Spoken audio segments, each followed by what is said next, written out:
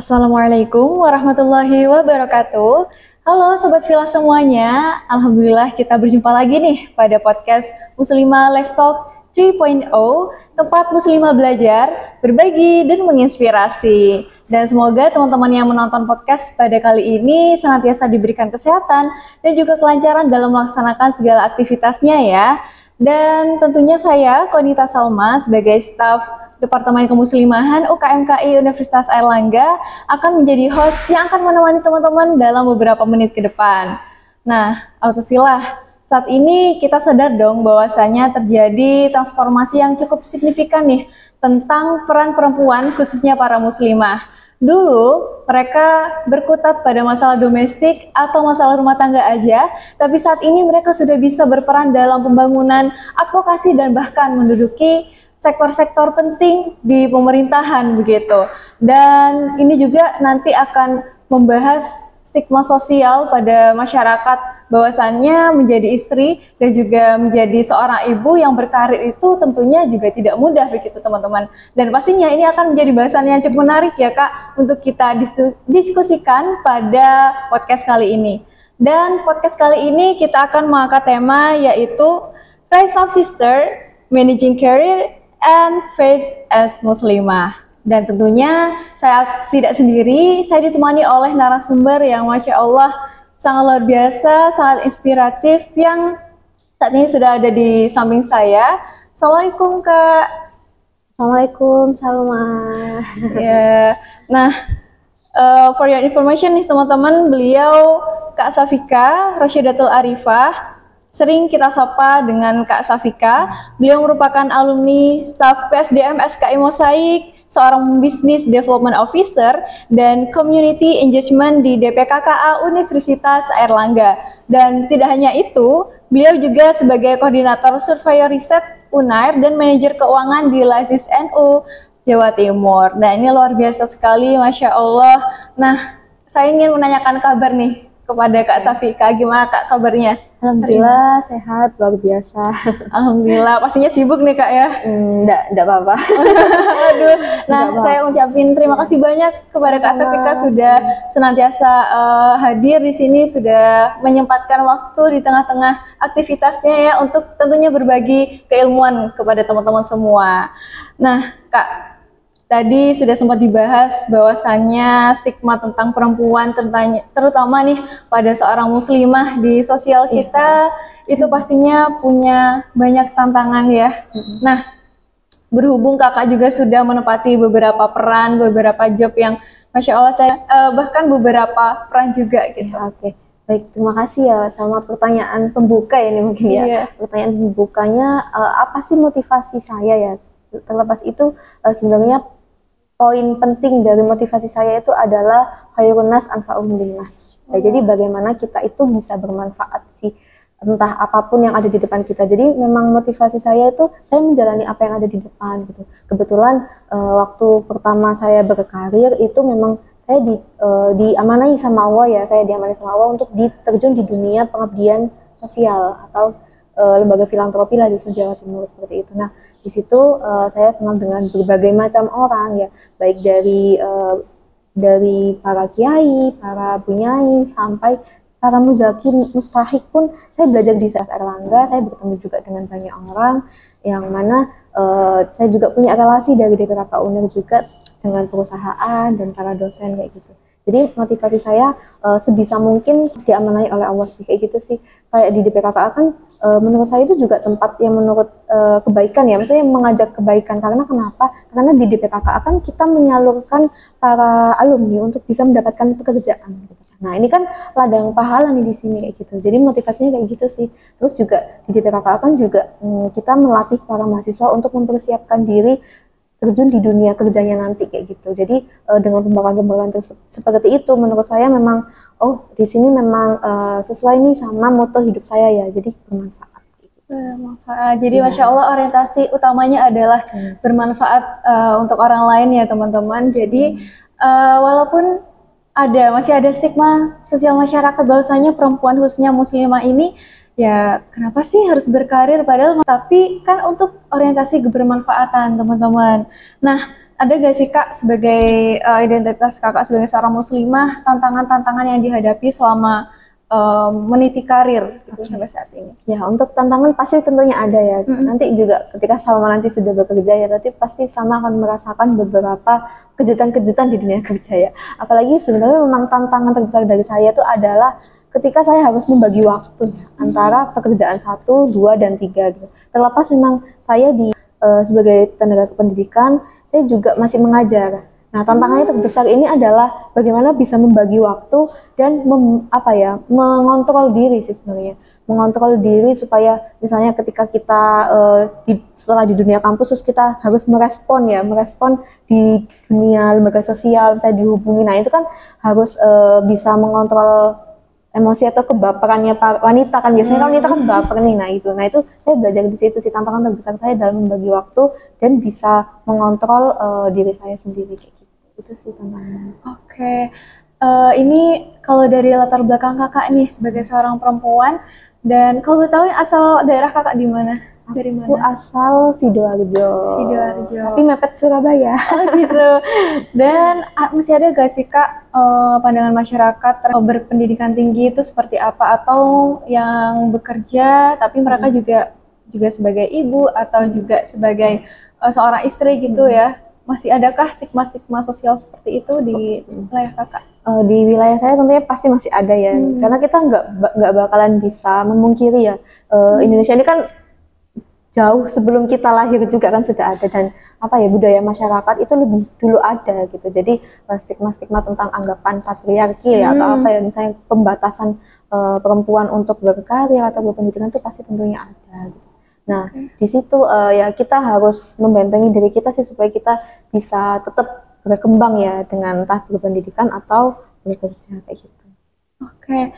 Nah, dalam meniti karir ini ada nggak Kak suatu momen khusus yang mana dalam perjalanan karir Kakak itu memutuskan kayak oke, ini adalah suatu identitas profesional aku. Oke, ini aku ingin dipandang masyarakat seperti ini, dan perempuan itu layak loh untuk bekerja, berpendidikan tinggi dan mengakses banyak kesempatan di luar tinggi ya dengan atau punya jenjang karir ya. Menurut saya tidak ada masalah ya. Karena kenapa? Poinnya yang pertama, kita tahu sendiri kan kalau misalnya di Islam itu memang diajarkan untuk kita itu punya bekal ilmu gitu kan. Entah perempuan atau laki-laki. Kita aja pernah kalau saya menilik ya, kita pernah di kitab Ta'lim atau Alim kan kita pernah belajar ta'allam fa innal ilma zainul li ahlihi wa fadlu wa inwanul kullil mahamdina. Itu ilmu itu adalah ibaratnya itu perhiasan bagi siapapun yang memilikinya, baik perempuan baik laki-laki gitu. Dan ilmu itu mempunyai istilahnya magnet tersendiri, dan dari ilmu itu kita bisa mendapatkan hal-hal baik gitu. Nah, tentang perempuan juga ya, perempuan itu mau nggak mau, walaupun dia nanti bekerja ataupun tidak, dia itu akan menjadi madrasatul ula. Iya kan, benar ya Mbak Salma ya? Betul. Madrasatul ula. Nah, jadi kita itu harus tahu perkembangan tentang pendidikan ya, karena mau nggak mau kita pasti akan mendidik anak-anak kita nanti kayak gitu. Jadi memang penting banget bekal ilmu buat perempuan gitu. Nah, tentang perempuan berilmu juga ini menurut saya juga kita bisa berkaca juga dari istri Rasulullah ya, dari Bunda Sayyidah Aisyah ya.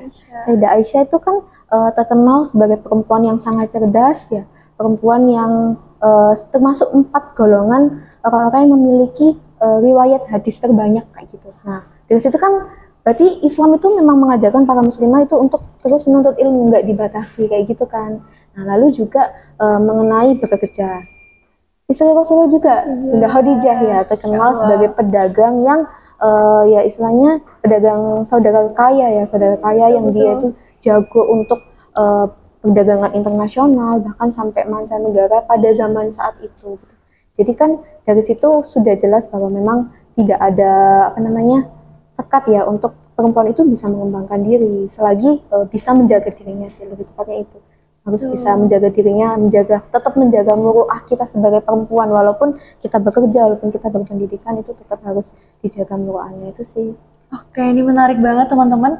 Realitasnya dalam agama Islam itu tidak membatasi para perempuan, para muslimah untuk bekerja, untuk menjadi entrepreneurship seperti Bunda Hadijah. Dan bahkan kalau tidak salah Nusaibah binti Ka'ab Al-Ansari itu beliau pejuang ya di medan tempur yang mungkin kalau direpresentasikan sekarang atlet juga bisa gitu. Betul Seorang banget. perempuan menjadi seorang atlet seperti itu.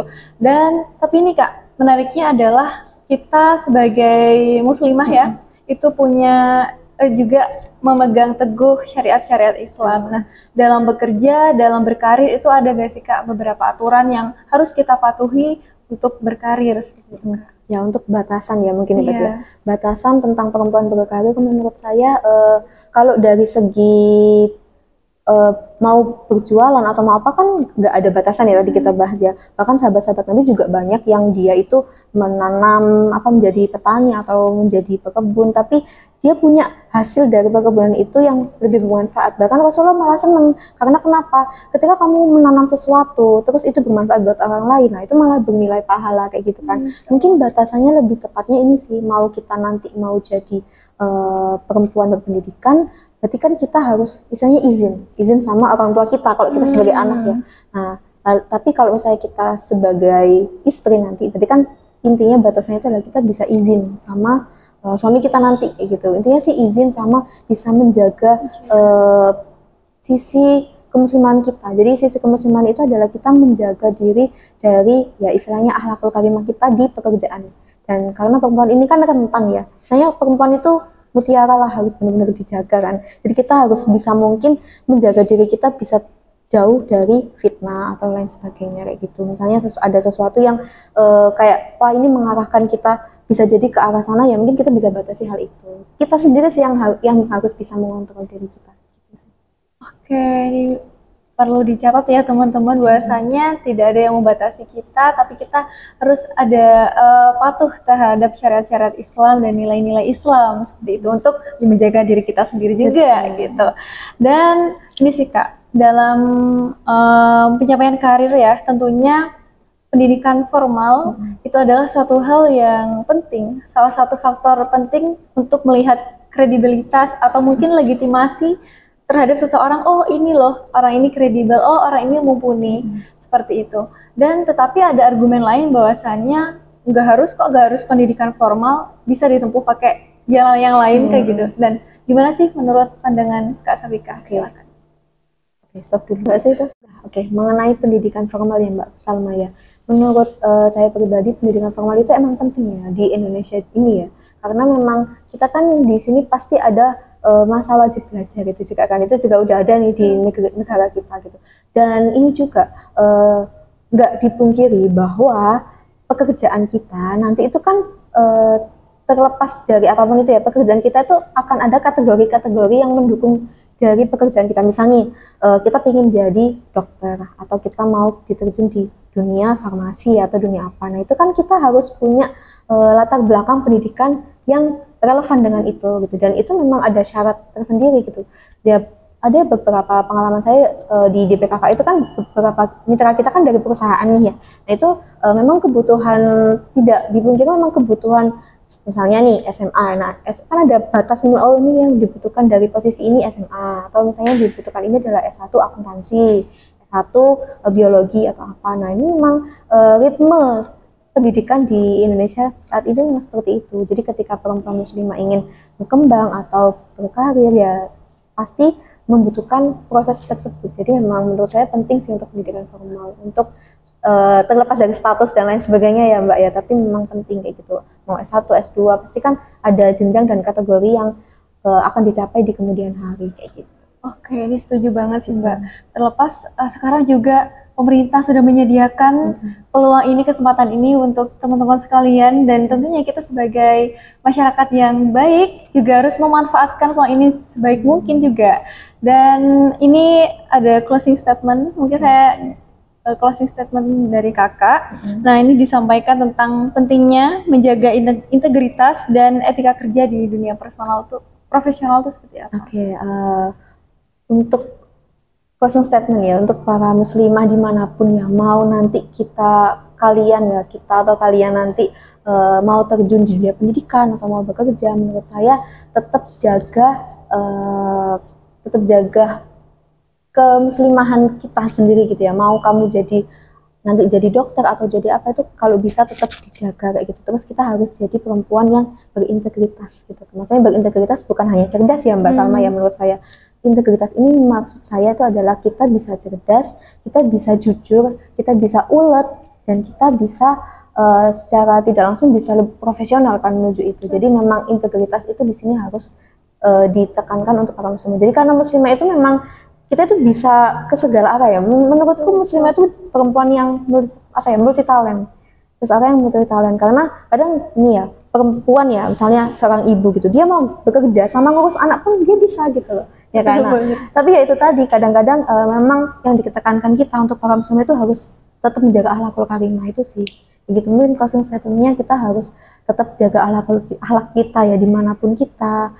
Jadi apapun kita nanti, jangan sampai kita istilahnya membawa nama muslimah tapi menodai syariat Islam itu sendiri. Jadi misalnya kita kerja nih, padahal kita muslim, tapi kita membuat orang melihat kita itu kok perempuan muslim tapi kayak gini kayak gitu. Nah itu jangan sampai kayak gitu. Jadi kita harus bisa menjaga hal itu sih, menurut saya itu. Oke, luar biasa banget keilmuan yang sudah disampaikan dari Mbak Safika. Sekali lagi terima kasih Mbak Safika sudah meluangkan waktunya untuk bisa berbagi dengan teman-teman sekalian di sini. Dan tentunya saya sendiri sangat termotivasi, dan bahkan teman-teman juga yang sedang menonton podcast kali ini pastinya termotivasi dan semakin semangat untuk berkarya dan juga berkarir gitu di dunia luar. Dan semoga diskusi kita kali ini bisa bermanfaat dan juga bisa barokah baik untuk perjalanan karir Kak Safika ataupun teman-teman yang menonton podcast kali ini. Dan saya Konita Salma sebagai host pada podcast kali ini, mohon maaf yang sebesar-besarnya atas kesalahan ataupun sesuatu yang kurang berkenan. Terima kasih. Wassalamualaikum warahmatullahi wabarakatuh.